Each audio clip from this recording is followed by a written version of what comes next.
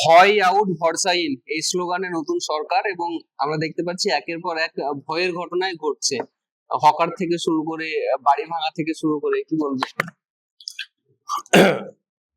আমারও বাংলার মানুষকে বলতে ইচ্ছা করছে, দেখুন, আমরা দীর্ঘদিন ধরে রাহুল গান্ধীর নেতৃত্বে সারা ভারতবর্ষে জুড়ে আমরা বারবার সাবধান করেছিলাম যে ধর্মের নামে, জাতির নামে প্রশাসনকে বাজেভাবে ব্যবহার করে বা সংস্থাগুলো, তদন্তকারী সংস্থাগুলোকে বাজেভাবে ব্যবহার করে ভারতীয় জনতা পার্টির সারা ভারতবর্ষ জুড়ে যা রেকর্ড আছে, সেই রেকর্ডের বাইরে তারা যেতে পারবে না। আমরা প্রত্যেকে চাই পরিষ্কার রাস্তা, কোনো তাতে অসুবিধা নেই, কিন্তু যারা ওই রাস্তায় বসে হকারি করে সংসার চালাচ্ছে, আজ তাদের কি হবে? একটা পরিষ্কার নীতি বা প্ল্যান থাকা উচিত যে আমি কাউকে তুলে দিলে সে যাতে আগামী দিনে চুরি রাহাজানি না করে, ভদ্রভাবে তার সংসারটা চালাতে পারে। তার তো আমার একটা অল্টারনেট রিহ্যাবিলিটেশনের প্ল্যান থাকতে হবে। সেটা নেই ভারতীয় জনতা পার্টির কাছে, শুধু চিপ পলিটিক্স আর গিমিক। আমি একটা ফ্ল্যাট কিনেছি, প্রমোটার কোন ফ্লোরটা লিগাল করেছে, কোন ফ্লোরটা ইলিগাল করেছে, আমি যদি ধরেও নি আমি ভুল করে ঠিক মতন সার্চ না করে ফ্ল্যাটটা কিনেছিলাম, তা সরকার আমায় সময় দেবে না? বলবে পরিবার নিয়ে রাস্তায় গিয়ে দাঁড়াও। তাহলে ভরসা কার ওপরে? শুভেন্দু অধিকারীর ওপরে ভরসা আমার তো মনে হয় না করা যায়। অন্তত এই বেআইনি নির্মাণ কে বুলডোজার দিয়ে আক্রমণ করা, এই হকার ভাইয়েদের ওপরে আক্রমণ, তার সেই প্রতিবাদ করতেই তো আগামী দিনে, আগামী সপ্তাহে পশ্চিমবঙ্গ প্রদেশ কংগ্রেস লোক ভবন অভিযান করছে। বিষয়টা হচ্ছে, আপনাকে নিশ্চয়ই প্রশাসনের একটা প্রক্রিয়াকরণ আছে, সেই প্রক্রিয়াটা শেষ করতে হবে। ইল্লিগাল কোনো কিছু জাতীয় কংগ্রেস সমর্থন করে না, কিন্তু সেইটাকে সামনে রেখে আপনি মানুষের উপরে নিপীড়ন করতে পারেন না। মানুষকে সময় দিতে হবে। হঠাৎ আমি বলে দিলাম এটা কাটা যাবে না, ওটা বেচা যাবে না, ওখানে বসা যাবে না, এই বাড়িতে থাকা যাবে না, হঠাৎ কোনো কিছু হয় না। সময় দিতে হবে।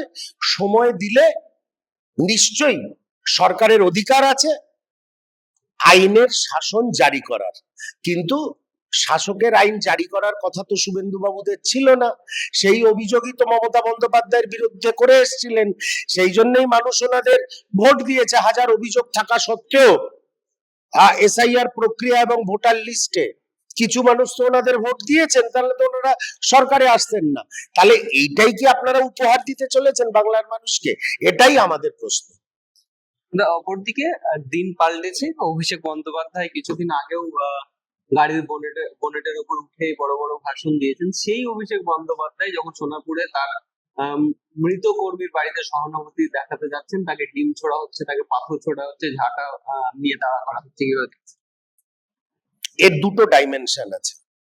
এক হচ্ছে, প্রথম কথা বলতে হবে, অভিষেক বন্দ্যোপাধ্যায় একজন সাংসদ, এবং সাধারণ একজন সাংসদের চেয়েও ওনার একটু নাম বেশি, যেহেতু উনি একটি রাজনৈতিক গ্যাং এর সেকেন্ড ইন কমান্ড। ওটা তো রাজনৈতিক দল না, রাজনৈতিক গ্যাং, আগেও আমি তোমাদের বলেছি। তা সেক্ষেত্রে একটু সতর্কতার উচিত ছিল প্রশাসনের। দ্বিতীয় কথা, এত চুরি চামারি রাহাজানি করেছে, মানুষ ডিম ছুড়বে, পাথর ছুড়বে, এটাও খুব স্বাভাবিক। কিন্তু গণতান্ত্রিক আন্দোলনকে প্রতিহত করার কোনো অবকাশ কোনো রাজ্য সরকারের নেই। এবার তৃতীয় কথা হচ্ছে, আমাদের যে ইন্টেলিজেন্স, আমাদের পুলিশ ইন্টেলিজেন্স, আমাদের পুলিশ প্রশাসন, তাহলে কি এখন থেকেই ফেল করতে শুরু করছে? নতুন পরিস্থিতিতে নতুন সরকারের কাছে কোনো খবর থাকে না নাকি? ঘটনাটা ঘটতে দেওয়া হলো নখো দন্তহীন তৃণমূল কংগ্রেসকে প্রাসঙ্গিক রাখার জন্য, নাকি মহারাষ্ট্র মডেল পশ্চিমবঙ্গে যাতে ইম্পোজড হয় সেই কাজটাই করার চেষ্টা করছেন শুভেন্দু অধিকারী? জানতে হবে, হয় পুলিশের ব্যর্থতা, আর তা না হলে নতুন কোন প্রক্রিয়া, যে প্রক্রিয়াতে নখদন্তহীন সমর্থন হারানো তৃণমূল কংগ্রেসকে বাঁচিয়ে রাখা, যাতে জাতীয় কংগ্রেসের মতন ধর্মনিরপেক্ষ প্রগতিশীল শক্তি মাথা তুলে দাঁড়াতে না পারে। অপরদিকে রাহুল গান্ধীও কিন্তু এই বিষয় নিয়ে উদ্বেগ প্রকাশ করেছেন এবং তিনি টুইটও করেছেন। সেটা রাজনৈতিক সৌজন্য। আমি যদি শুনি যে আমার কোনো পার্লামেন্টে আমার কোনো আরেকজন সাংসদ আক্রান্ত হয়েছেন, গণতান্ত্রিক রীতিনীতি বলে যে আমি প্রতিবাদ করব, কিন্তু রাহুল গান্ধী মহাশয় তো অনেক দূর থেকে বিষয়টা দেখছেন এবং ভারতীয় জনতা পার্টি এবং তৃণমূল কংগ্রেসের মধ্যে প্রি ইলেকশন একটা আন্ডারস্ট্যান্ডিং ছিল, পোস্ট ইলেকশন কি ট্যাসিট আন্ডারস্ট্যান্ডিং হয়েছে তৃণমূলকে বাঁচিয়ে রাখার, সেটা মাননীয় রাহুল গান্ধী মহাশয় হয়তো এখনো ক্যালকুলেট করতে পারেননি, বা আমরা তো পারছি না। সেই জন্য আমরা আমাদের চিন্তাধারার কথা আপনাদের সামনে রাখছি। কিন্তু পশ্চিমবঙ্গে যে কোনো কিছু হতে পারে। এখনই মমতা বন্দ্যোপাধ্যায় এবং অভিষেক বন্দ্যোপাধ্যায়ের শুভেন্দু অধিকারীর সঙ্গে কোনো সেটিং হয়ে গেছে কিনা আমরা জানি না। তার মানে ওদের আক্রমণ করো, ওদের প্রাসঙ্গিক রাখো, অন্যান্য ধর্মনিরপেক্ষ জাতীয়তাবাদী শক্তিগুলোকে মাথা তুলে দাঁড়াতে দিও না। একসময় দেখেছি তৃণমূল কংগ্রেস ভেঙে তৃণমূল গঠন হয়েছে, কংগ্রেস আজ ভাঙন, কি বলবেন? কংগ্রেসে ভাঙন না, তৃণমূলে ভাঙন। কংগ্রেসে ভাঙন। শুভঙ্কর সরকার মহাশয় উত্তর দিয়ে দিয়েছে, দেখ কেমন লাগে। এবার মমতা বন্দ্যোপাধ্যায় দেখুক, দল ভাঙালে, কোন দলের রক্তক্ষরণ করালে সেই দলটার এবং সেই দলের অন্ধরের যে আবেগ, যে ইমোশন কতটা ক্ষতিগ্রস্ত হয়, কতটা মানে খারাপ লাগে সেই দলের নেতৃত্ব এবং কর্মীদের। আজকে মমতা বন্দ্যোপাধ্যায়ের সময় এসছে কংগ্রেসের ঘাড়ে পা দিয়ে যে ক্ষীর উনি 2011 থেকে 26 অব্দি খেয়ে গেলেন, সেই কংগ্রেসের সঙ্গে বেইমানি করা বেইমান মমতা বন্দ্যোপাধ্যায়ের সময় এসে গেছে বোঝার যে উনি কত বড় পাপ এই বাংলার মাটিতে করেছেন, যে আজকে যাদের সাহায্য করার জন্য উনি কংগ্রেসকে ভেঙেছিলেন তারা আজকে ওনাকে ভেঙে চুরমার করে আরেক অল্টারনেট তৃণমূল তৈরি করার প্রয়াসে এগিয়ে চলেছে।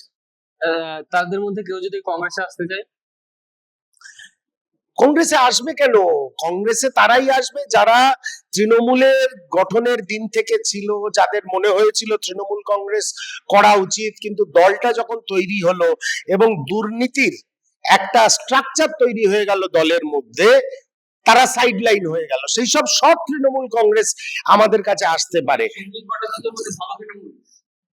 শ্রমিক ভট্টাচার্যের মতন ভালো তৃণমূল, যে কথাটা শ্রমিক বাবু বলেছেন সেই কথাটা আমি শ্রমিক বাবুকে পাল্টা জিজ্ঞেস করছি, তৃণমূল আবার ভালো হয় নাকি?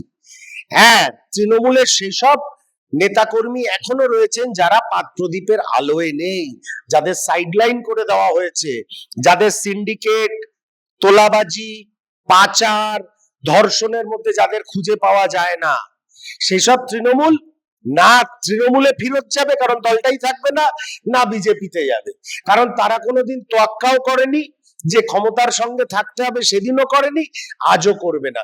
সেসব মানুষ আবেদন করতেই পারেন জাতীয় কংগ্রেসকে, সেটা সর্বোচ্চ নেতৃত্ব এবং রাজ্যের শীর্ষ নেতৃত্ব ভাবনা চিন্তা করে দেখবেন। কিন্তু কালিমা লিপ্ত যারা, তারা এমনিতেও কংগ্রেসের কাছে আসবেন না, কারণ কংগ্রেসের কাছে বিজেপির মতন কোনো ওয়াশিং মেশিনও নেই, তদন্তকারী সংস্থাও নেই। আজকে তৃণমূল বুঝুক, আর শ্রমিক ভট্টাচার্যের ওইসব কাব্যিক কথাবার্তা, সাহিত্য নিয়ে চর্চা সব বোঝা যাবে। কটা দিন যেতে দিন, দেখবেন তৃণমূল, উনি বলেছিলেন না বিজেপির তৃণমূলীকরণ হতে দেব না, উনি বিজেপির পূর্ণ তৃণমূলীকরণ হতে দেবেন। ওনার ওই সুন্দর সুন্দর কথা দেখতে ভালো লাগে সংবাদ মাধ্যমে, কিছু মানুষ ওনার বক্তৃতা পছন্দ করে, ইনফ্যাক্ট আমারও খুব ভালো লাগে ওনার বক্তৃতা, কিন্তু অন্তর্নিহিত তার মানেটা কি সেটা বাংলার মানুষ শীঘ্রই বুঝতে পারে। মমতা বন্দ্যোপাধ্যায় আজকে ওয়াই চ্যানেলে বসেছেন, বিভিন্ন বিষয় নিয়ে থেকে শুরু করে যে পোস্ট পোল ভায়োলেন্স, এই সমস্ত কিছুর প্রতিবাদী। মমতা বন্দ্যোপাধ্যায়কে আমি অনুরোধ করব, উনি ক্ষমতা ছাড়া থাকতে পারেন না, উনি ক্ষমতায় নেই উনি ভাবতেই পারছেন না, যদিও ওনার উদ্ভাবন হয়েছিল একজন বিরোধী নেত্রী হিসাবে। আমি মমতা বন্দ্যোপাধ্যায়কে একটাই কথা বলবো, 11 থেকে 26 অব্দি পুরো চুরি, রাহাজানি, বাটপাড়ি আপনার দলের লোকেরা করেছে, আপনি মুঠি আলগা করে রেখেছিলেন, তখন তাদের শাসন করেননি। আজ রাস্তায় আপনি বেরোবেন না, আপনার উপরে কোনো ঢিল বা ডিম পড়লে একজন মহিলা হিসাবে দেখতে ভালো লাগবে না, দেখতে মানুষ আপনাকে দেখে চোর চোর বলবে, দেখতে ভালো লাগবে না। একটা জায়গায় ধর্নায় বসে আছেন, খানিকক্ষণ বসুন, বাড়ি চলে যান, মিছিল টিছিল করতে যাবেন না। মা বোনেরা বেরিয়ে যদি চোর চোর চোর চোর বলে, আপনার জন্য সেটা ভালো না, এটুকু বলতে পারে।